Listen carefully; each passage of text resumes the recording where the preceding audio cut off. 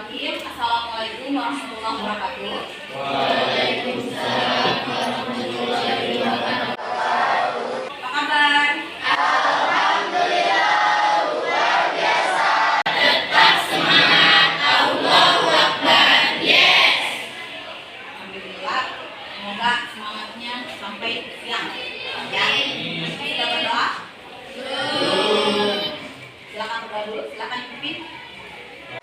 Baiklah teman-teman, marilah kita berdoa kepada Allah Subhanahu wa taala. Berdoa dimulai.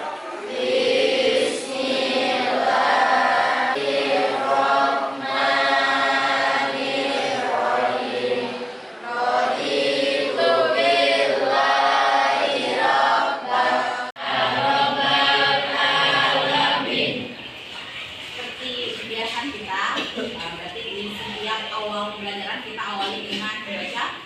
Oke, silakan dibuka Al-Qur'annya. Jadi satu orang silakan bikin.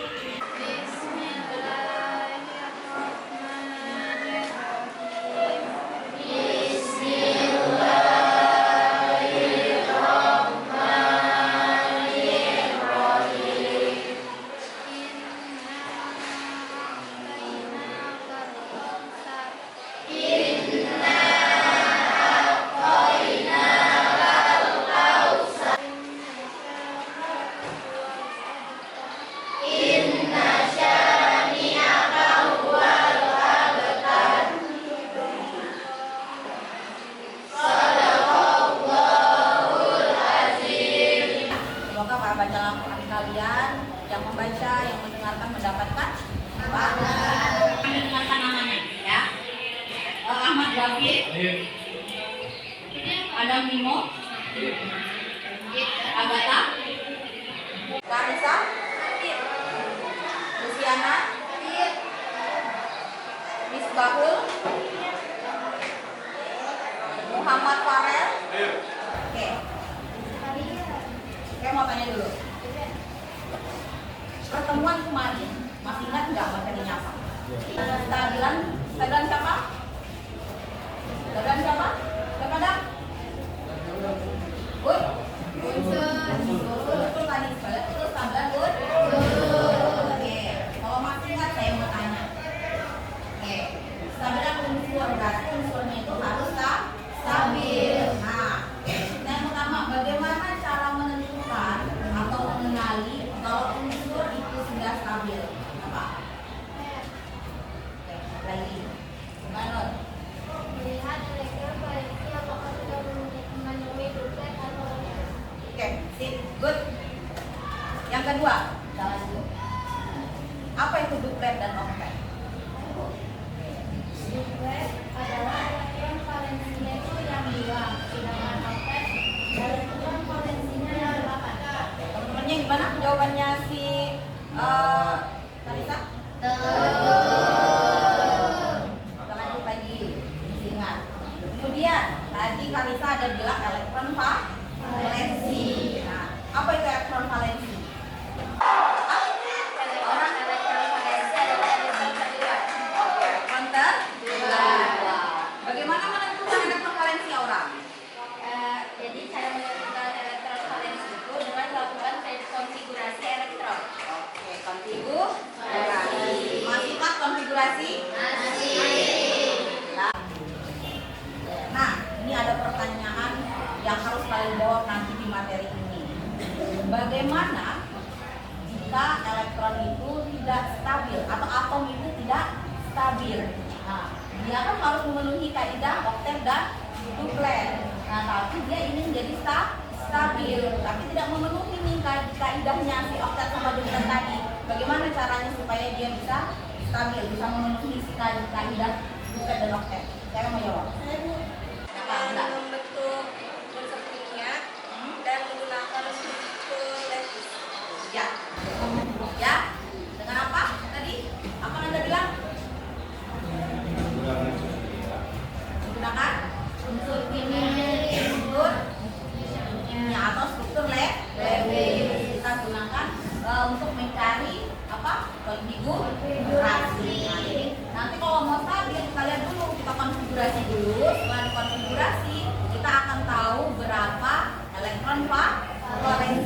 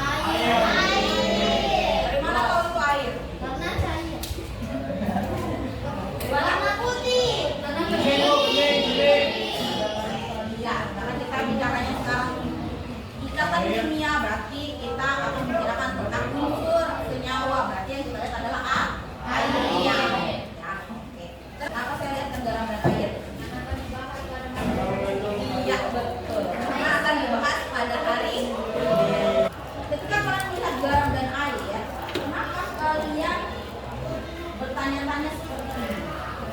Pertama, bagaimana sih proses pembentukan ikatan itu? Ikatan si garam tadi bagaimana sih? Apa sih unsur-unsurnya garam? Pernah nggak berpikir begini kalian? Pernah nggak? Kita belajar kimia loh ini. Pernah nggak kalian mikir bagaimana sih garam itu bisa terbentuk? Apa sih unsur-unsurnya? Pernah tidak? Ada yang pernah, ada yang tidak. Itu tidak apa-apa. Ya. Kalau air sama kayak garam, pernah nggak kalian berpikir air itu dari apa sih sebenarnya? Nah, saya bilang dari mata air. Tidak. Nah, pernah nggak kalian nanti bertanya-tanya kenapa kita mengkonsumsi garam dapur? Bukan garam-garam laut ya, garam dapur, garam yang sudah bisa dikonsumsi. Bahaya nggak unsur penyusunnya? Sudah pernah nggak? Bahaya nggak unsur penyusunnya garam itu? Oke. Kemudian pernah nggak kalian bertanya-tanya, nih air itu kan dalam bentuk cair nih, ini kan di atmosfer kita kan dalam bentuk cair. Nah, air itu yang kita tahu dia mengandung oksigen dan hidrogen. H2O, ya enggak? Ada apanya? Hidrogennya ada O-nya, oksigen. Tapi ini pada tekanan atmosfer sendiri, kalau sendiri-sendiri nih, si oksigen dan si hidrogen dia bukan bentuknya cair, tapi bentuknya adalah gas. Pernah kalian berpikir seperti itu? Dan akan menjawab semua ini, ya. Saya tidak jawab, dan harus temukan sendiri jawabannya. Sebelum itu, yang kita pelajari maksudnya adalah ikatan kimia. Di sini kita bahasnya ada dua ya, ada ikatan ion dan ikatan kovalen. Kalian akan cari tahu sendiri tadi hubungannya dengan garam dan air. Termasuk apakah garam, apakah ionkah atau kovalen? Begitupun juga si air, apakah dia termasuk ion atau kovalen? Kita lihat sendiri. Sebelumnya, nih. Jadi nanti hari ini tujuan pembelajaran kita ada 3. Yang pertama yang harus kalian kuasai setelah kalian belajar ikatan kimia hari ini, yang pertama kalian bisa menggambarkan proses ikatan ion dan ikatan kovalen. Kalian harus tahu tuh ikatan ion gimana, kovalen gimana, kalian gambarkan dengan struktur Lewis. Oke. Yang kedua, kalian bisa menganalisis proses terbentuknya ikatan ion dan ikatan kovalen. Nanti prosesnya seperti apa? Ketiga adalah, nah nanti kalian menyajikan hasil. Tadi yang kalian kerjakan tadi, kalian harus presentasi, ya. Masing-masing kelompok harus mempresentasikan hasil yang sudah dikerjakan. Nah, itu 3 tujuan kita. Kita lanjut. Kita lihat dulu. Saya ada video. Silakan simak videonya.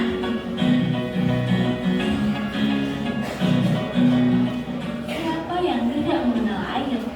Makhluk hidup mulai dari mikroorganisme hingga manusia membutuhkan air. Air merupakan kebutuhan utama bagi proses kehidupan.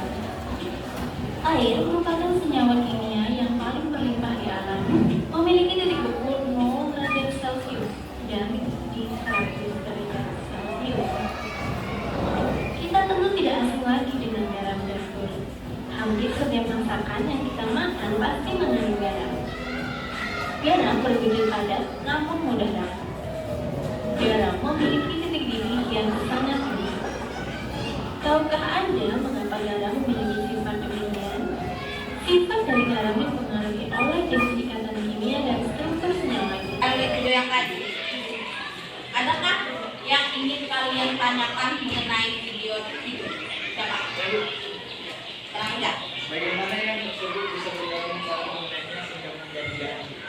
Oke, bagaimana cara ion-ion itu bergabung sehingga bisa menjadi garam? Ada lagi pertanyaan? Oke, Yasmin. Bagaimana terbentuknya senyawa garam? Hubungan ya, pertanyaannya dengan Reja ya. Reja bilang ion-ionnya apa aja sehingga bisa membentuk garam. Yasmin nanya, nanti pembentukannya gimana? Ya, berarti sudah ketemu ion, bisa dibentuknya gimana supaya bisa menghasilkan garam? Oke, hubungan. Terus Apakah sama pembentukan garam dan air? apakah sama pembentukan garam dan air? Sebelum saya jawab, ada yang mau jawab nggak?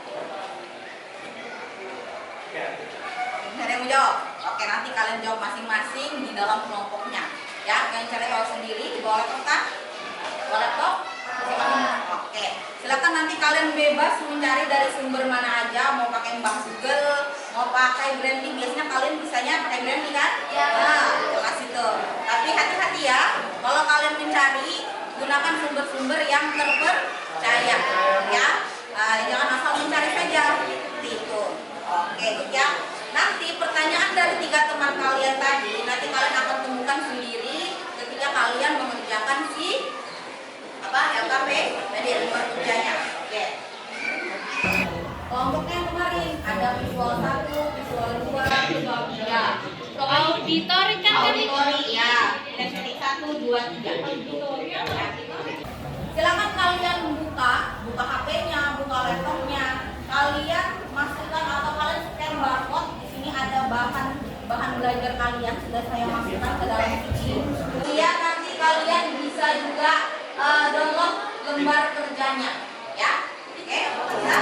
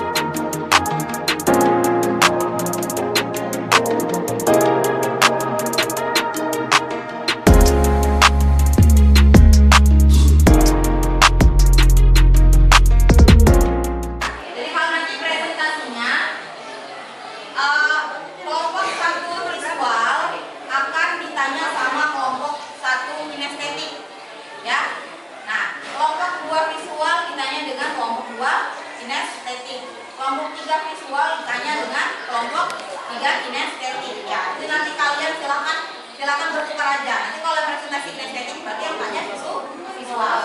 Kemudian auditori siapa? Auditori silakan pilih. Kalian mau yang mana? Karena kalian spesial kan cuma sendiri. Nah, kalian pilih ya.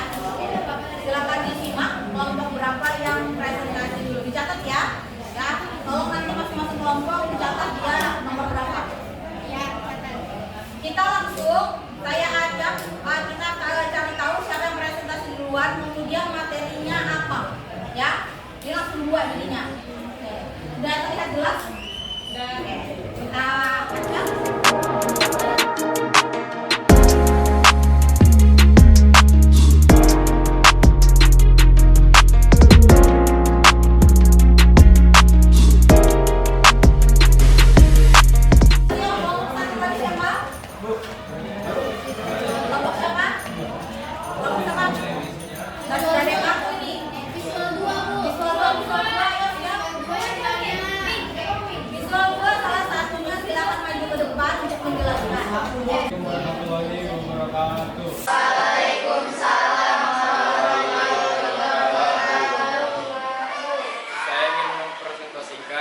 Hasil kerja kami.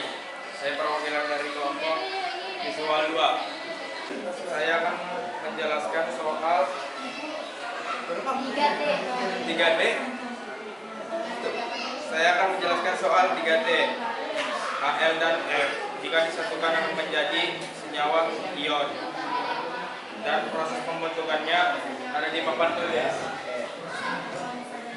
Dan struktur logisnya ada di papan tulis juga. Sudah, Bu? Ada yang ingin bertanya?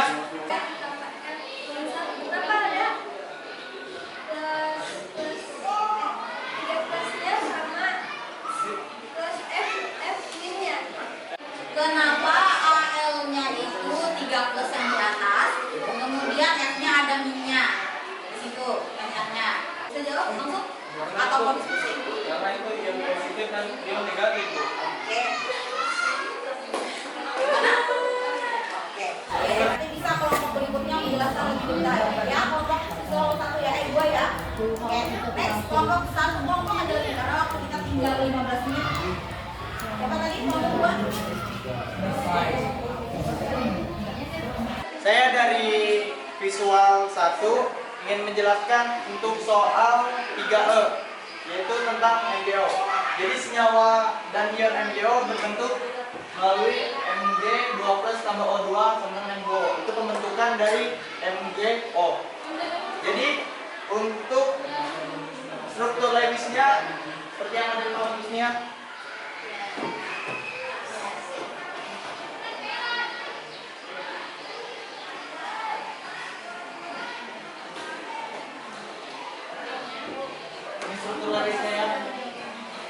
Jadi sekian dari kami. Assalamualaikum warahmatullahi wabarakatuh. Waalaikumsalam warahmatullahi wabarakatuh.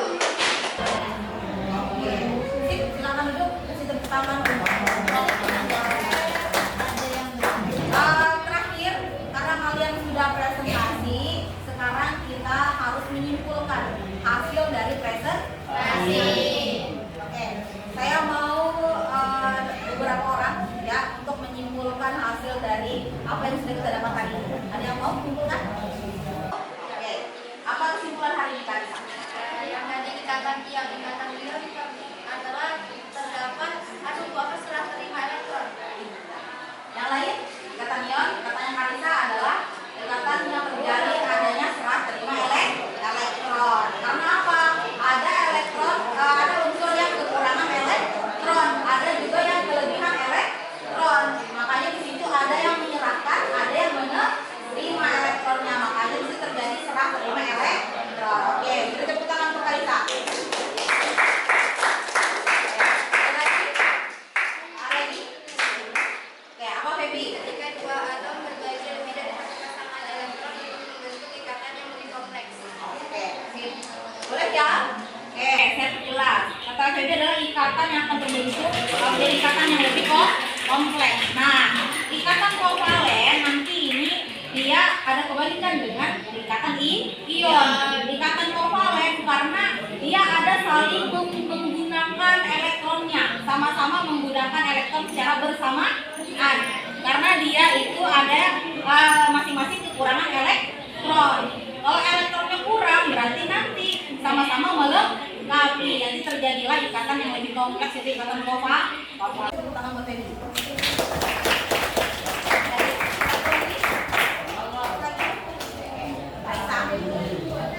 Yang dilakukan di situ adalah yang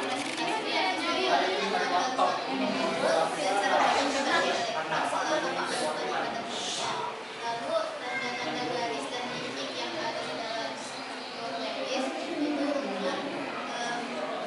mewakili elektron valensi yang terlibat dalam pembentukan ikatan ini. Oke, good. Tepuk tangan. Oke, mudah-mudahan hari ini kita bisa dapat apa yang kalian pelajari. Ada yang bisa kalian bawa pulang. Tidak ada ilmu yang sia-sia hari ini. Oke, sudah kesimpulan. Sekarang saya mau tes apakah tadi kalian sudah mengerjakan atau tidak. Siapkan HP-nya kembali. Oke, ini ada soal. Ya, silakan kalian scan barcode yang tadi, scan barcode lagi dan atau enggak ditulis tulisnya. Ya, cuma 3 soal, silakan dikerjakan dengan cepat. Ya, cuma 3 soal. Oke, Bu.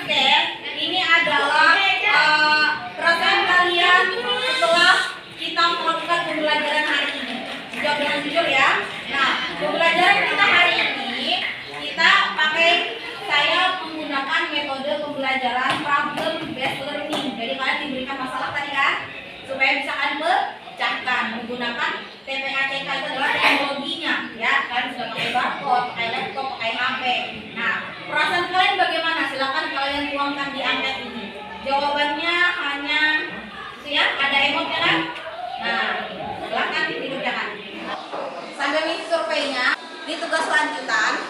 Nah, ini adalah tugasnya kalian nanti. Setelah kalian menyelesaikan LKPD tadi, kalian harus membuat suatu produk pembelajaran, ya. Untuk kelompoknya si auditori ya, silakan kalian membuat rekaman suara dari hasil LKPD dari nomor 1 sampai nomor 5 tadi. Sudah? Kemudian untuk yang kelompok visual, mana sudah sini ya?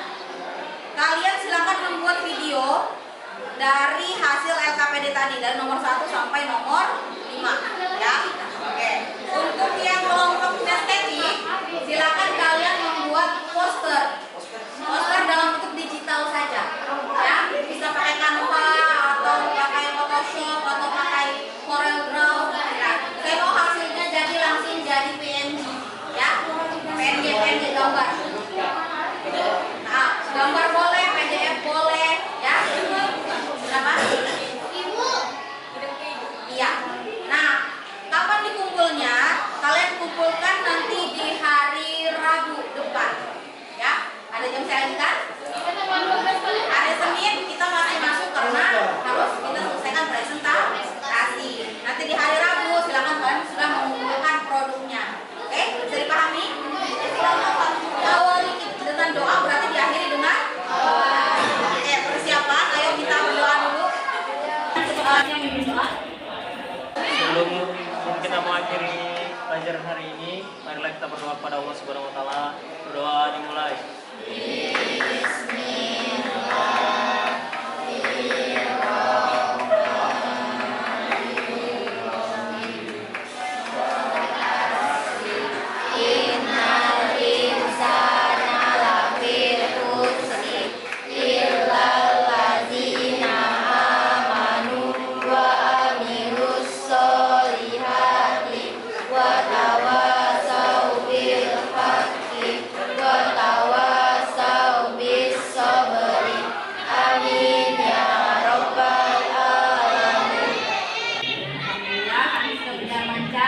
Terima kasih untuk hari ini. Jangan lupa tugasnya. Oke, terima kasih. Kalian hari ini semuanya hebat. Kita akhiri. Assalamualaikum warahmatullahi wabarakatuh.